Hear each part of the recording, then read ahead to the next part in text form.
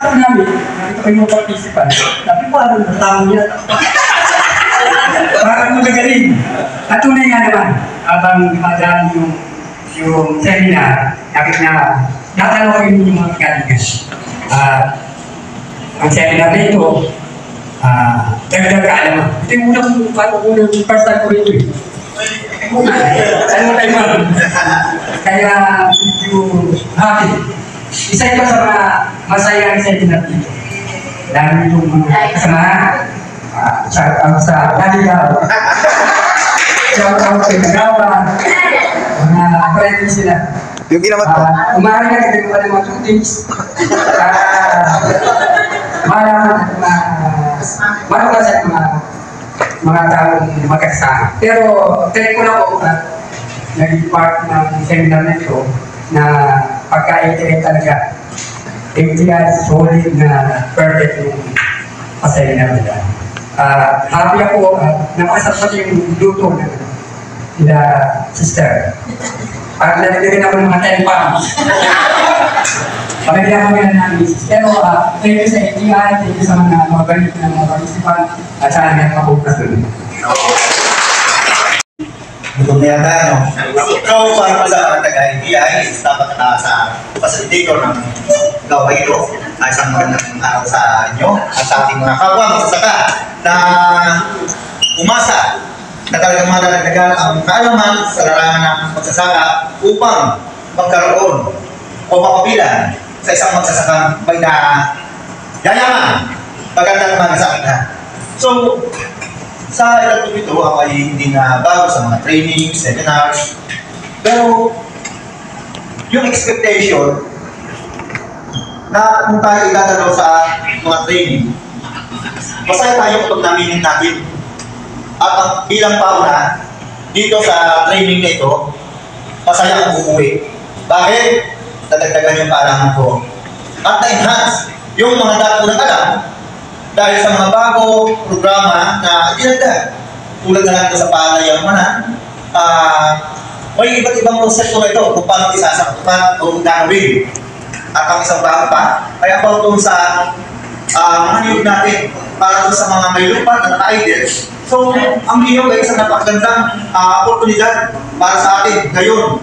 At nakita natin mayroon tayo mga variety na hindi na kailangan maghintay ng 10 taon tulad ng traditional na lead natin na 7 to 10 years bago tayo makapag-harvest. So after 3 years or more ay mayroon na tayong ma-harvest sa ating mga bagong variety na hybrid variety ng ating niyog.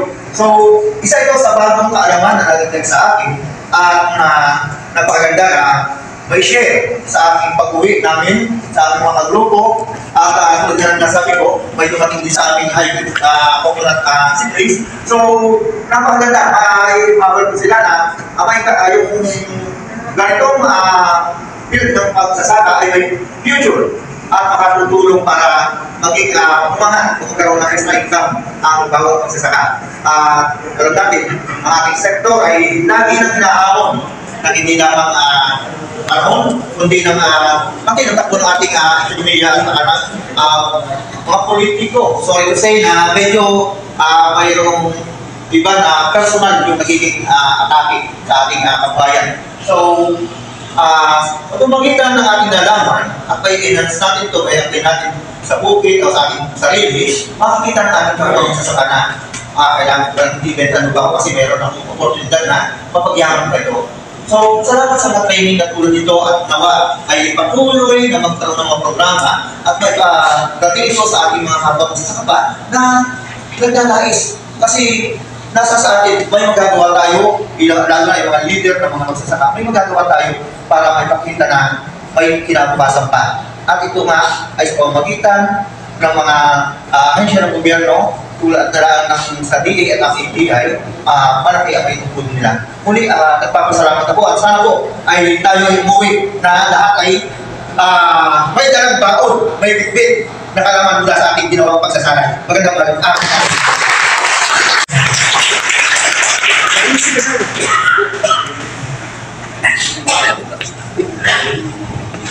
Ano po? Magandang tanghali po sa ating lahat. Nung una,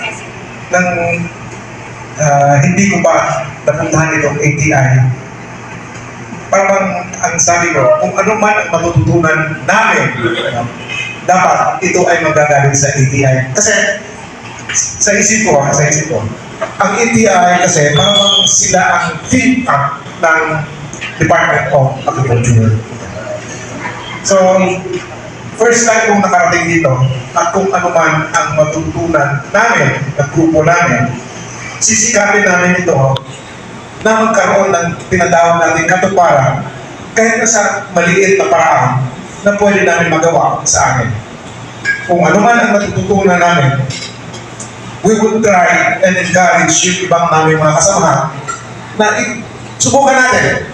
Kasi sa nangyayari ngayon, lumiliit ang ating palaya, lumiliit ang ating kita, at walang ibang pupuntahan yan kundi maghahanap tayo ng ibang paraan para at least kahit paano madagdagan.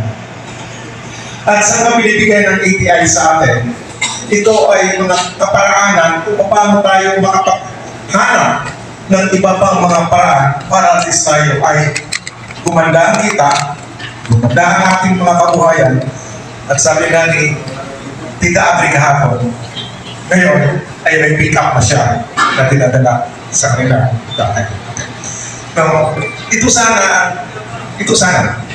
at gusto ko sana makita na tayo na dito ngayon, hindi lang na nagkikita-kita tayo sa seminar, kundi nagkikita-kita rin tayo sa ibang mga kaparaanan na pagdating natin, kasi sa merkado na ngayon, na hindi pick up lang pala na namin.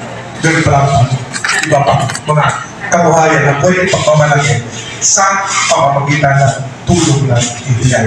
So, sa akin, kung ano man ang matututunan namin ngayon, sisikapin namin na magiging, sabi natin, makatutuhanan at magbigyan natin ng katuparan sa ating lugar. So, yun lang. Maraming salamat, ATI. Sana, hindi kayo magsawa na tawagin ng aming cluster, ay mag-training tayo sa ganito, at sisikapin namin na makarating at magkaroon ng katuparan kung ano man ang training na bibigay mo sa akin. Salamat po, Kapityan. Po yan, nakapigil po kayo, kaya nyo na po yan taniman. Ano pong challenge sa amin? Paano ba ma-increase yung production po ninyo? Paano pa po matutugunan na madagdagan po yung kita ninyo? So, nakakatawa po na puso na na-appreciate nyo po yung module na na-create po namin. So, thank you so much po sa inyo. So, ngayon, iyan ko lang po yung mga naging overall evaluation nyo din po sa amin. So, para naging grado nyo po sa amin, ano po. So, ngayon pa naman po, ay nagpapasalamat na po kami kasi ang mga grado po na binigay nyo ay nasa very satisfactory and excellent naman po. So, na-appreciate ko po, unang-una, yung day 2 natin na activity. So, yung visit po natin dun sa dalawa nating farm, hindi naman po nagustuhan nyo. Kasi ang ATI po kasi, marami talaga kaming learning site na isang opportunity para po makita talaga yung actual na sila po yung kumikita sa agriculture. Kaya, sa mga lugar po ninyo, para naman po may malapit na mga learning site sa ATI, ay pwede nyo rin pong bisitahin. Kunwari po, sa pagbilang, may Cortijo di Palsabamon, nasabi nga po ni Tita Adri, pwede po kayo po mag-OAP. Hindi ko lang po sure, asa po, meron din po mga learning site. Opo, yun po, pwede nyo po, sabihin nyo po na nag-training po kami sa ATI, pinromote po namin, para naman po, ma-share din po nila yung mga technology. Sa paras po ba meron? Parang wala. Ayan, ito na po yung chance nyo, na yung part naman po nito, yung ma-accredit namin as learning site. Why? Kung nagpalayaman na kayo, that sustainable farm na kayo, ano po, so pwede rin po kayo mag-apply as learning site po ng ATI.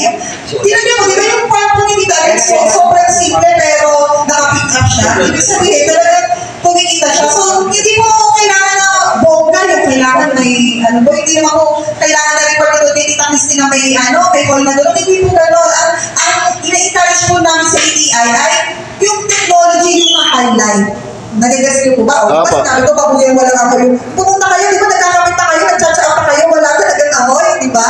So, yung mga ganun po na mga teknolohiya na sana po ay magaya po ninyo. Ano po? So, yun.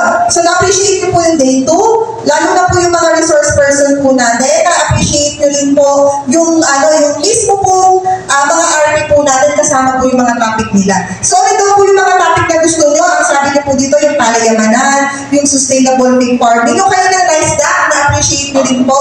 Yung masagana rice din po, at least po nakilala niyo po yung buong programa po ng DA. Ano po? Wala naman po kayo hindi nagustuhan po naman po ng mga topic. So, ibig sabihin, nagsulit po yung 3 araw po natin dito. Agree po ba kayo? So, thank you po. So, ano po mga training ko na-request niyo po dito? Parang wala po kayo nilagay. Opo. Parang wala po kayo nilagay na hybrid rice? May nilagay po ng hybrid. Interesado po ba kayo sa, may pag-produce nung seed po ng hybrid rice? Sino po kayo? Kayo po, interested po ang pagbilaw? Sige po, inote po namin yan. Sa baras na lang po, isa-isahin ko na, kayo po ba? Ano pong nilagay po? Yung pong laws tungkol sa mga magsasaka. Batas sa mga magsasaka. Sige po, balikan na lang din po natin to para pumanood ko din. Sa, ano po na school? Ay po? T-shirt po. Yun nga, sa ATI po kasi ang indicator kasi talaga namin ay hindi kami directly sa, pangisdaan? Busy nyo nga po sa pangisdaan? Before po talaga, hindi careless na po yung ilang mga topic lang po or mga problems lang po kami sa The rest po ay budget ng before, pag-fisheries, So, pero pag HPCDP, rice, coconut, UCPIDP, mga regular programs na pwede po. Pati urban agriculture, meron din po. Meron din po ang ATI. Mga nakakaarapos naman po ng civil justice na sabi pa. Oo, pwede. Yung maliliit na sila. Opo, basta kung mga magsasaka tapos kayo may association. So, paano naman po yan ako. So yun, wala na po akong komento kundi pasasalamat po at na-appreciate niyo po. And sana po pag nakita po muli tayo ay ma'am, sorry po, may babulang walang amoy na ako sa akin. Na po ako, apat na inahin po, mga ganyan po na sana po ay pagkita-kita po natin. Siyempre po, hindi ko kayo makikilala sa pangalan. Okay lang po ba na kulbitin niyo ako or tawagin niyo yung pangalan ko? Paano naman po makilala ko kayo? Kasi sa dami na po namin pinitraining, minsan po, hindi ko na, basta alam ko na naging participant, hindi ko na po alam yung name niyo po. Sana po nakita po tayo, ay, kayo po ay mayaman na, katulad ni Tita Christy.